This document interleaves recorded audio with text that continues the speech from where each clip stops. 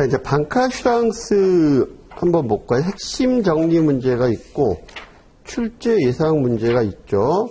예, 그래서 방카슈랑스와 관련되는 부분들은 기본적으로 좀 알고 계셔야 되는 상식들이 조금 있어요. 그 부분까지 포함해서 같이 강의를 해드릴게요. 자, 핵심 정리 문제 먼저 한번 보겠습니다. 방카슈랑스에 대한 설명으로 틀린 것. 예, 방카슈랑스와 관련되는 건데 틀린 게 뭐냐, 어떤 게 틀렸느냐라고 하는 부분인데, 첫 번째, 방카슈랑스란 은행을 의미하는 방크와 보험을 지칭하는 어슈런스의 합성어죠. 그래서 방카슈랑스라고 얘기하는 건 그 신종 언어였죠. 그렇죠. 요즘에는 이제 보편적으로 쓰는데, 방카슈랑스는 1980년쯤에 프랑스 은행 창구에서 보험을 판매하면서 시작이 된, 그러니까 금융에 대한 어떤 장벽을 헐어버린 그런 형태가 되는 거죠. 그래서 금융 겸업 이런 걸 의미하는 말이다. 그래서 판매 채널의 관점에 국한해서 은행과 보험의 교차 판매를 의미하기도 한다.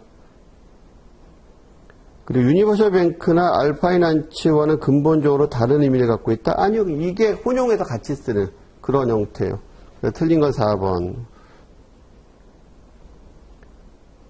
그 다음에 은행 등이 보험회사의 대리점 업무에 한정해서 은행 창구를 통해서 보험 상품을 판매하는 형태로 도입이 됐죠. 방카슈랑스 하게 되면 여러분들이 기억하셔야 되는 게 25%를. 그러니까 한 회사 걸 25% 초과하지 못한다는 거. 그 다음에 그러니까 25% 미만으로 판매를 해야 되는 거죠. 그러니까 25% 미만으로 판매해야 된다는 거. 그리고 아웃바운딩이 안 된다는 거. 그래서 외부 영업이나 이런 부분들이 제한이 되어 있다는 거. 그리고 판매할 사람만 판매해야 된다는 거. 이런 부분들이 알아두셔야 될 상황들 중에 중요한 내용들이죠. 방카슈랑스는 영역이 확대가 되어 있지만 엄청나게 영역이 확대가 되어 있는 건 아니다라는 거예요.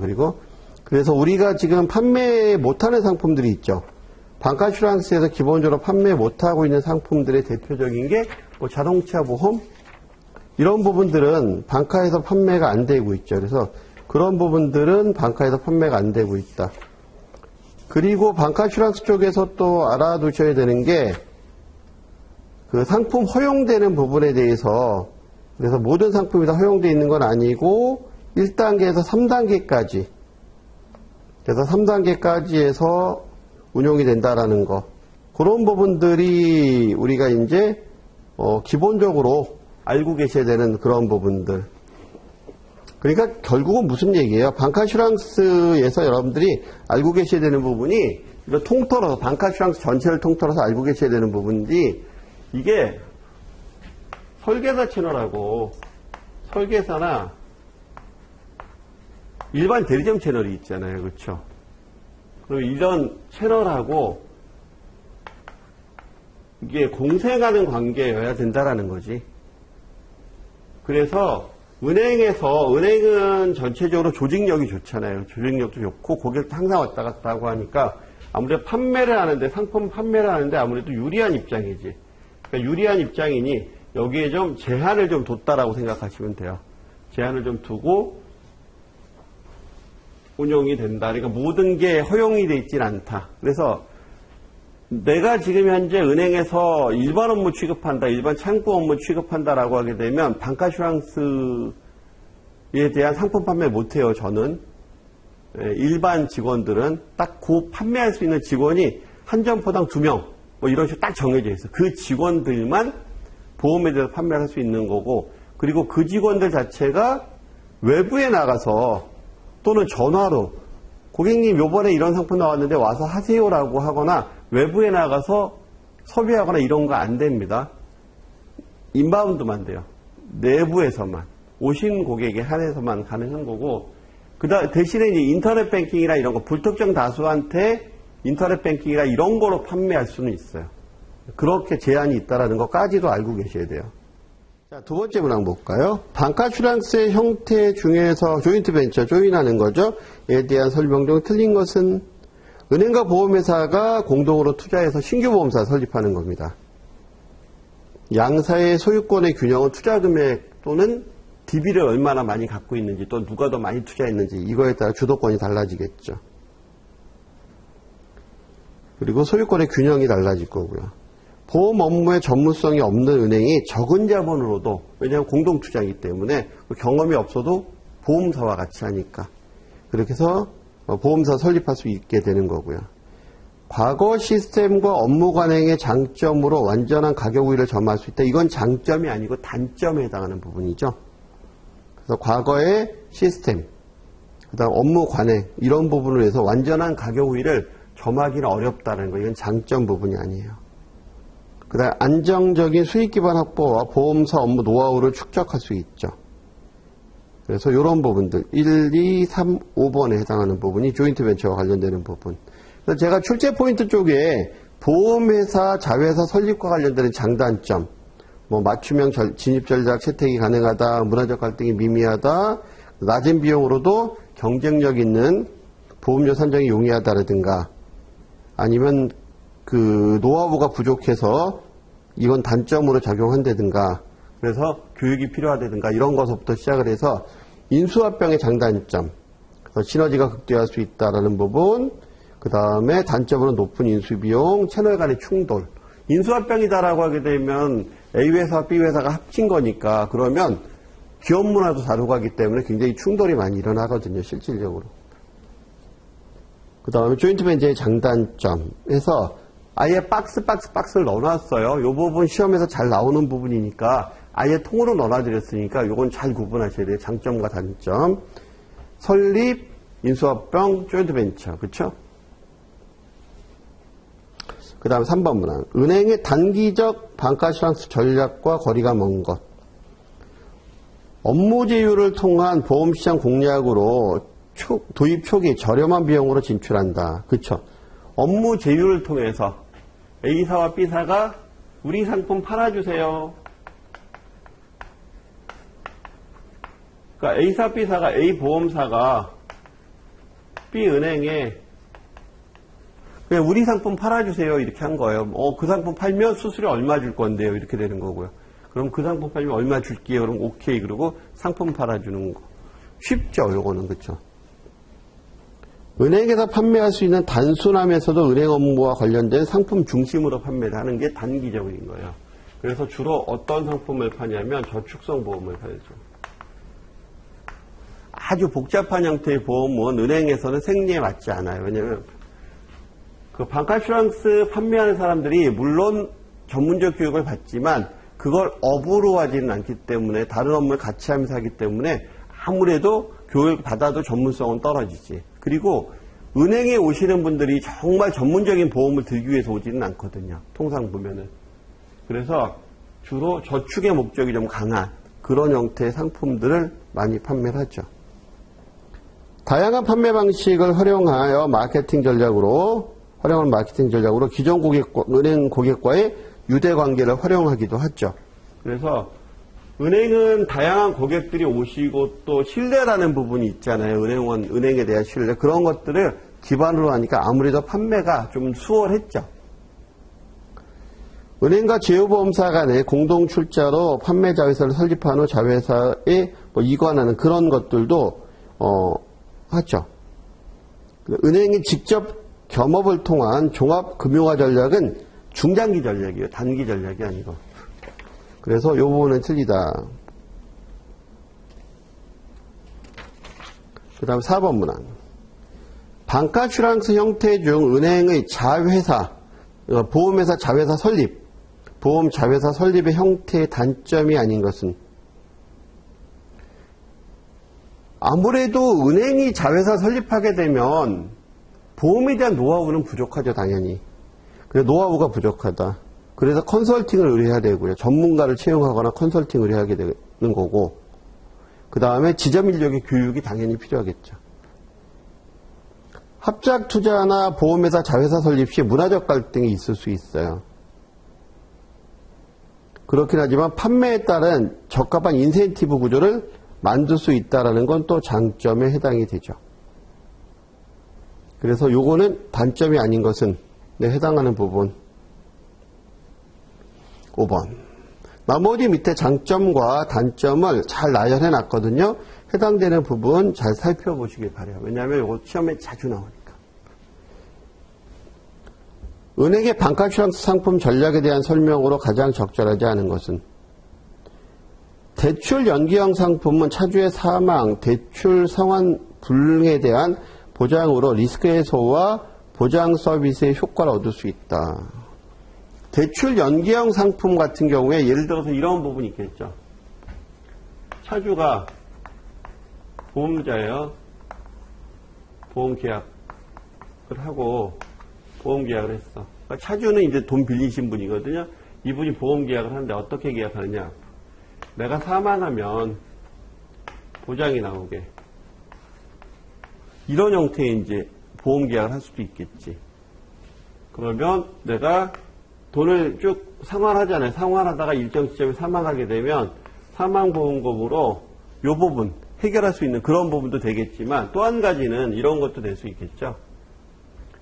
대출을 가입하고 나서 대출을 받고 나서 적금 형태로 보험을 불입을 하는 거예요. 그리고 만기 때 갔을 때 이때 그거 해지해서 상환하는 이런 형태의 보험도 줄 수 있겠죠. 그렇죠? 그러니까 차주와 관련해서 여러 가지의 보험 형태를 운영할 수 있어요. 물론 은행 반카슈랑스는 정기보험은 판매 안 합니다. 정기보험 판매는 안 해요. 자동차 보험도 판매 안 하고요. 예금 연계형 상품은 은행 예금 단점을 보완하는 형태로 보험 차익 비과세를 활용하는 것으로 절세와 시장 친화적 이 효과를 얻을 수 있죠. 고객 유형에 따라서 보험 상품을 다르게 적반하는 것이 아닌 단순 표준화된 상품 판매? 아니에요. 아주 초창기에는 그랬을지 몰라도 지금은 고객이 저소득층, 중산층, 고소득층 뭐 이런 부분으로 갈라질 수 있잖아요. 지금 VIP 영업하고 일반 영업을 달리 갖고 가죠. 그래서 틀린 건 3번. 단순 표준화된 상품은 일반 상품으로 저렴한 보험료와 만기 환급금 보장 내용을 충실히 하는데 있고 은행 가입을 통해서 추가 서비스 은행에서 편리하게 보장을 받을 수 있는 일단 인식을 얻을 수 있다는 거죠. 설계 복합 상품은 재무진단과 재무설계, 보험금의 현실화, 투자 수익의 극대화 등 활용하는 원스톱 서비스 효과와 추가소득 원천이 될 수 있는 그래서 고객군마다 좀 다르게 적용하는 부분들이 있다라는 거예요. 그 다음에 6번 문항. 보험의 사회적 기능으로 맞지 않는 것. 안정된 경제활동을 가능하게 해줘요. 보험은. 그러니까 이런 부분이에요. 자동차 보험 보면 그러니까 반카슈랑스뿐만이 아니고 보험의 기능이니까 자동차 보험을 보면 자동차 보험에 가입돼 있음으로 해서 우리가 사고가 나더라도 보장을 받을 수 있죠. 그리고 내가 정말 나쁜 질, 그렇죠? 죄질이 나쁜 뭐 12대 중과실이라거나 뭐 이런 부분이 아니면 형사처벌 당하지 않는 뭐 그런 부분들이 있잖아요. 그렇죠? 그러다 보니까 자동차 보험에 가입을 했으니까 우리가 안심하고 자동차 운행할 수 있는 거예요. 근데 자동차를 만약에 운행 못한다라고 하면 그거는 경제에 엄청난 파급 효과가 있겠죠. 그렇죠? 그런 부분 생각하시면 돼요. 이익 확대 활동을 조직화시켜준다? 이 부분은 아니죠. 그렇죠? 여기서 일단 보험은 기본적으로 실손보상이죠. 이득금지 원칙이 적용이 되고 물론 이제 정액보상하는 부분에서는 그런 부분들이 좀 벗어나는 부분들이 있고 또 보험도 사행계약성이 있는 부분도 있지만 대전제는 이득금지의 원칙 그리고 실손보상의 원칙 그렇죠. 이익을 추구하는 건 아니죠. 손실방지 활동을 조직화시켜주죠. 그리고 투자자금을 조성시켜주기도 해요. 저축보험으로 들어오거나 보험금 들어온 건 모아서 보험회사에서 이제 운용을 하니까, 투자로 운용을 하니까 신용을 증진시켜주는 부분도 많죠. 그래서 사회적 기능을 보게 되면 안정적인 경제활동 가능하게 하고 근심과 두려움을 제거해주고 투자자금 조성해주고 신용을 증진시켜주고 손해방지 활동을 조직화시켜주는 그런 부분들이 보험의 순기능이죠. 보험 사고가 발생한 경우에 보험금을 지급해야 됩니다. 생명보험의 경우에는 보험금 지급은 사고 조사가 필요하지 않은 경우와 사고 조사가 필요한 경우 청구 접수를 통해서 며칠 정도 이내에 지급해야 되느냐. 조사가 불필요한 경우에는 3영업일, 그리고 조사가 필요한 경우에는 10영업일. 영업일입니다. 3일과 10일이 아니고요. 이내에 지급을 해야 되죠.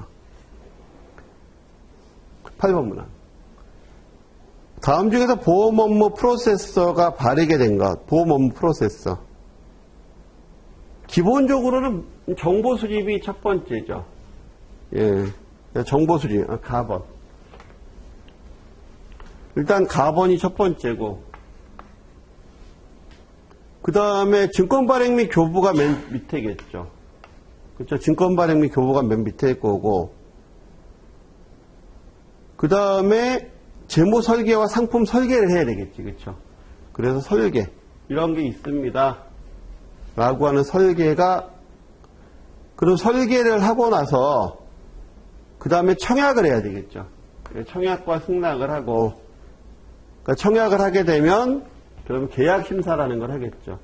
계약 심사를 해서 이제 승낙이라는 걸 하겠죠. 여기서 청약을 하고 여기서 승낙을 하고, 그 다음에 증권을 교부해주는. 그러니까 가라 다나마, 가라 다나마. 그럼 답은 3번.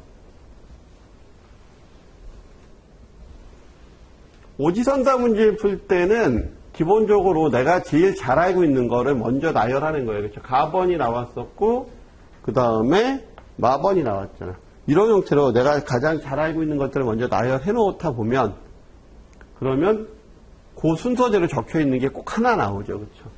예, 그래서 의외로 오지선다는요, 여기 나열하는 문제는 의외로 쉽게 풀 수 있어요. 그렇게 풀면. 하나하나를 기본적으로 나열하는 게 아니고 내가 이미 알고 있는 것들을 배열하다 보면, 그렇죠? 고객이 납입한 보험료를 모아서 펀드를 구성한 후 주식, 채권 등에 투자해서 발생한 이익을 배분하여 주는 투자 실적 배당형 보험 상품. 이걸 우리가 변액보험이라고 얘기하죠.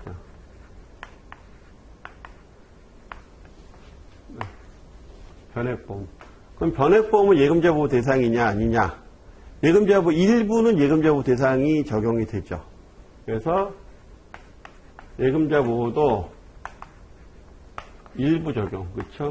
일부가 적용되는 부분이 있어요, 그렇죠? 변액보험을 우리 교재에서 보면 변액보험이 있는데, 변액보험은 그래서 변액연금보험도 있죠. 변액유니버셜 보험도 있어요. 변액종신보험도 있고, 그러니까 변액보험이란 종류 안에는 굉장히 많은 보험의 군이 있죠. 그것마다 조금씩 틀려요, 내용이. 근데 그럼에도 불구하고 똑같은 거 하나, 투자형 보험이다라는 거죠. 투자 실적에 따라서 달라진다라는 거. 그다음 유니버셜 보험 같은 경우에는, 그러니까 1번이 답이고, 유니버셜 보험은 입출금이 자유로운 보험이다라고 생각하시면 돼요. 그러니까 유니버셜 보험이 왜 생겼느냐라고 하게 되면 이렇게 보시면 되죠. 보험 상품은 한번 가입하게 되면 돈 넣으면 못 움직이잖아, 이게. 그렇죠? 근데 일반 입출금 통장은 일반 입출금이나 이렇게 일반 은행하고 비교해 보니 여기는 입출금이 자유롭다라는 거죠. 여기는 묶여 있고, 그러다 보니까 경쟁력이 좀 떨어진다라는 거지. 그래서 만든 게 유니버셜. 금리 연동형 같은 경우에는 고정금리와 변동금리가 있는데, 요즘에는, 그러니까 고정금리, 과거에는 고정금리가 대세였죠. 고정금리가 대세였어요. 이걸 이제 예정이율 상품이라고 얘기하는데, 변동금리를 공시이율 상품이라고 얘기하거든요. 근데 과거에는 고정금리가 보험회사에서 운용하기 좋았을 때가 있었어요. 막 금리가 막 치고 올라가니까 10% 드리겠습니다 라고 하면 10%, 그 다음에 금리가 올라가도 10%만 주면 되니까. 근데 IMF 이후에 바뀐 게 금리가 저금리로 떨어지기 시작을 하죠. 그러니까 고정금리로 놔두게 되면 보험회사에서 감당이 안 되니 이제 금리 연동형으로 가는 거예요. 지금 나오는 상품들은 거의 대부분, 저축성 보험 같은 경우에 거의 대부분 금리 연동형으로 가죠. 물론 예정이율 상품이 없는 건 아니에요. 근데 저축보험 이런 부분들은 금리 연동형이 대세다라고 보시면 되고요. 연생보험은 피보험자가 한 명이냐 두 명이냐 할 때, 한 명 이상일 때, 두 명 이상일 때, 그쵸. 그래서, 연생보험은 피보험자가 뭐 부부 연생 뭐 이런 거 있죠. 한 명이 아닌 거. 피보험자가 두 명인 경우, 뭐 이런 경우 연생이라고 말하고요. 정액보험은 실손보험하고 정액보험이 있죠.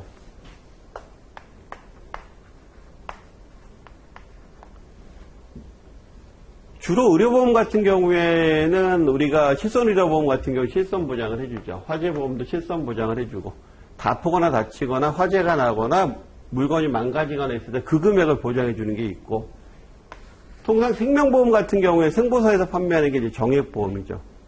그래서 진단받거나 암진단이거나 또 사망하거나 이러면 진단받았다라고 하는 건 진단만 받았지 비용을 아직 지출하지 않은 상태잖아요. 그렇죠? 진료비만 지출한 거지.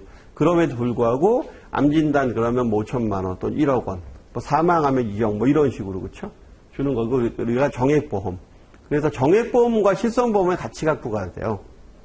사람들은. 그래야지 정액보험으로 만약에 문제가 생겨서 내가 아파 그러면 어차피 소득생활 못할 거니까 병원비는 실손보험으로 커버하면서 정액보험으로 생활비를 커버해줘야 되겠지. 그래서 같이 갖고 가야 되는 부분이 맞아요. 어쨌든 9번에 해당하는 부분 오지선다까지 하나하나 더 설명을 드렸고요. 그 다음에 10번 문항 보험계약의 관계자가 아닌 것은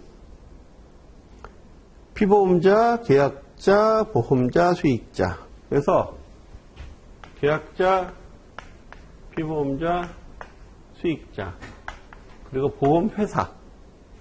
그렇죠. 요렇게가 이제 관계자가 되는 거죠. 이게 이제 생보고, 생보 쪽에서는 이렇게 가고요. 손보 쪽에서는 계약자, 피보험자 이렇게 돼 있지. 왜냐하면 요거는 물건을 대체로 재화에 대한 보장이잖아요. 재화나 서비스에 대한 보장이기 때문에 그래서 요건 신체를 대상으로 하는 거니까 이 신체를 제공하는 자 생보에서는 그 피보험자라고 얘기를 하고요.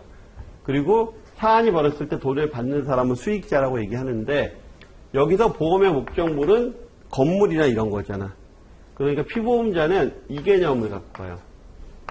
손보에서는.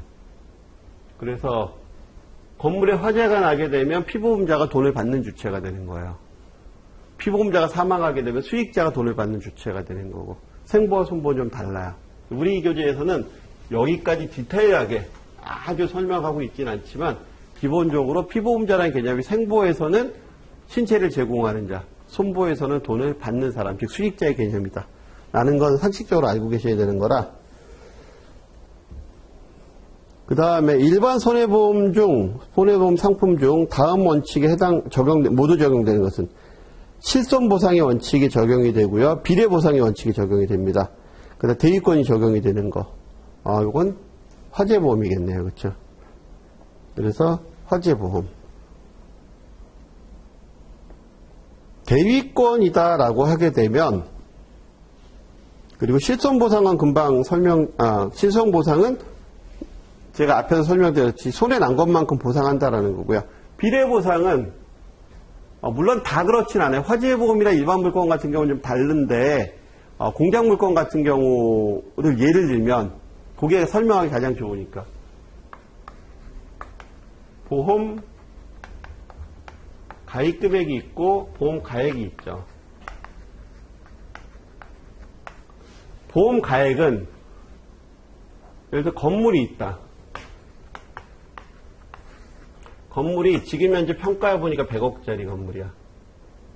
그럼 보험가액은 100억짜리가 되는 거예요. 평가한 게 100억짜리니까. 근데 내가 보험을 얼마 들었냐면 50억 들었어. 그럼 이거 보험 가입 금액이 되는 거예요. 근데 만약에 100억짜리 건물이 다 타버렸어. 그럼 보상은 100억을 받아야 될까요? 50억을 받아야 될까요? 당연히 자기 건물 중에서 보험 가입한 금액에 비례해서 받아야 되겠지. 그러면 50억을 받아야 되겠죠. 그렇죠? 예. 만약에 50억의 손해가 발생을 했어. 그러면 100억 중에서 50억을 보험 들었잖아. 그러니까 보험에 대해서는 얼마 보상받아야 돼? 25억 보상받아야 되는 거지. 이렇게 비례해서 보상한다라는 거예요. 내가 보험 가입 금액, 가입한 거에 비례해서.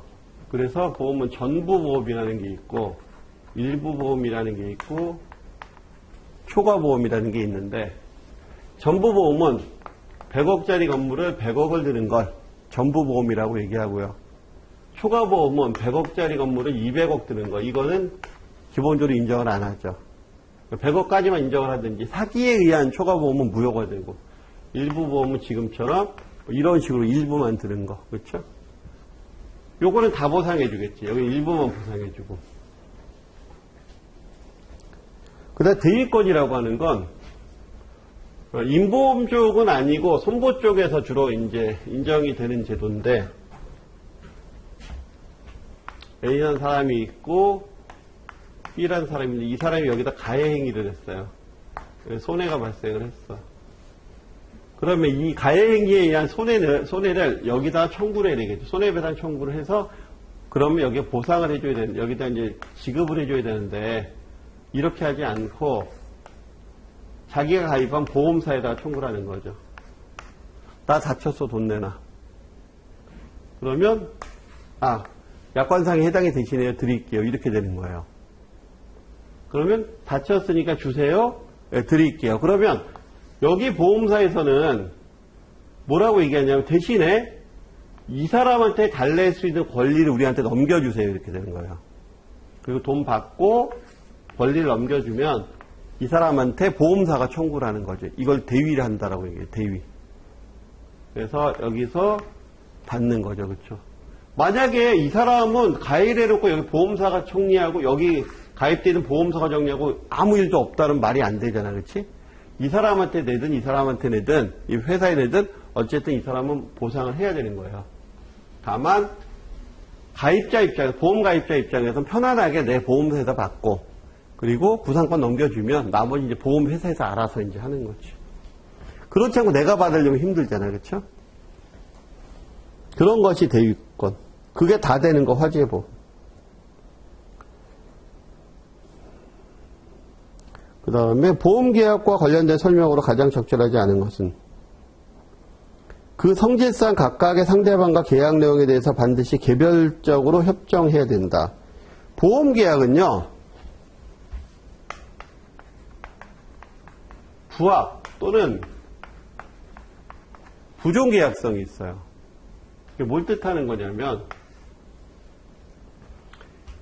1대 다수의 관계잖아요. 그렇죠? 보험에서 하나에 굉장히 많은 거래 고객이 있죠.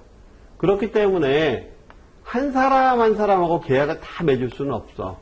할 때마다 다른 계약을 맺을 수는 없어요. 그러니까 어떤 걸 만들어? 약관이라는 걸 만들어 놓죠. 약관이라는 걸 만들어 놓고 이거대로 하겠습니까? 안 하겠습니까? 라고 했더니 하겠대. 그러면 계약하는 거예요. 안 하겠다 그러면 안 하는 거고. 예, 이런 성격이지 개별적으로 협정하지는 않아요. 그러니까 1번이 틀린 거죠. 청약과 승낙으로 이루어지고요. 모집자는 청약서의 부분과 중요 내용을 반드시 설명해야 되죠.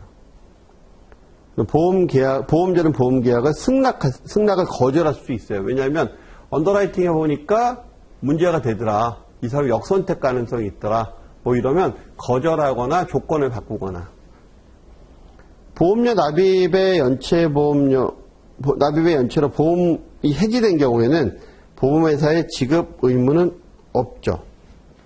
보험금 지급 의무는 없다. 그렇죠? 해지가 된 이후에는 없는 거예요. 해지되기 전까지는 존재하죠. 13번 문항. 중소보험사의 판매 제휴 기회상실로 인한 부실화.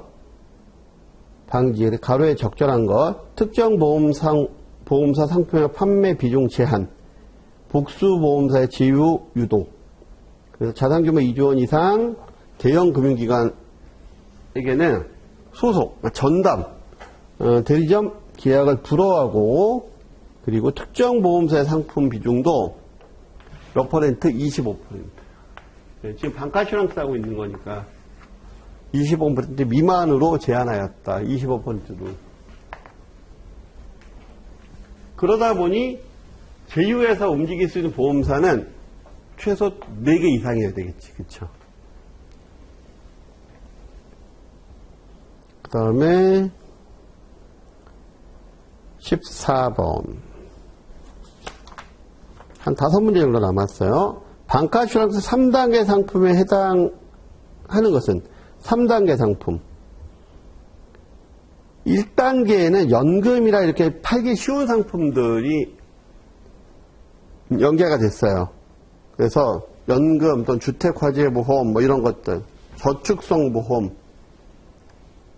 그 다음에 상해보험인데 단체보험은 제외하고 이런 것들이 됐고, 그 다음에 두 번째 단계에서 허용된 것은 1단계 허용 상품 당연하고요. 질병 상해, 간병 이런 제3보험 중에서 만기 환급금이 없는 순수 보장형. 그래서 만기 환급금이 없는 순수한 보장형 상품들. 이런 상품들이 이제 판매가 되기 시작을 하죠. 그러니까 순수 보장형이다라고 하게 되면 내가 납입한 상품에 나중에 만기 때 되면 돌려와야 될 게 없는 거지. 그런 것들. 그러니까 첫 번째 판매됐었던 게 이제 저축성이었고, 기본적으로. 저축과 관련된 거. 그 다음에 두 번째 보장과 관련된 게 판매가 됐는데, 그런 보장과 관련돼서는 순수 보장이 판매가 됐다는 거예요. 순수 보장. 돌려받는 금액이 없는 것. 그러다가 세 번째 보장과 관련인데 환급이 되는 것을 판매를 하죠. 그래서 3단계에는 만기 환급금이 있는 것을 판매를 해요. 그래서 이렇게 달라진다. 그럼 이제 보험은 보험업법상에 보면 어떻게 구분이 되어 있냐면 생명보험이 있고요. 손해보험이 있어요.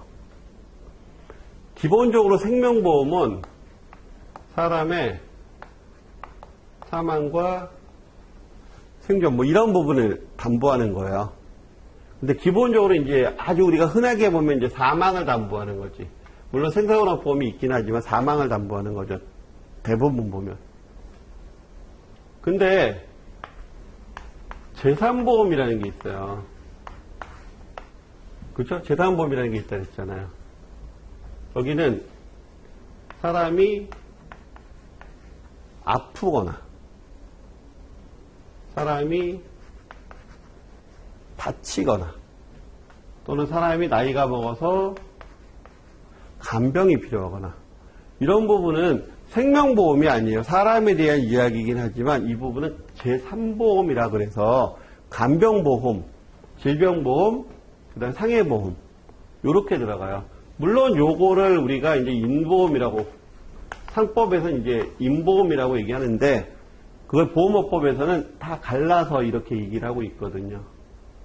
그러니까 처음에 보험상품 판매할 때는 맨 처음엔 저축과 관련된 거, 그 다음에 주택화재와 관련된 거, 뭐 그런 보험들, 그 다음 신용생명보험 뭐 이런 것들 판매됐다가 그 다음에가 이제 이 제3보험에 해당하는 영역에 대한 상품들을 판매하면서 순수 보장형 판매했다라는 거지. 그 다음에가 이제 환급금이 있는 상품들을 판매를 했다.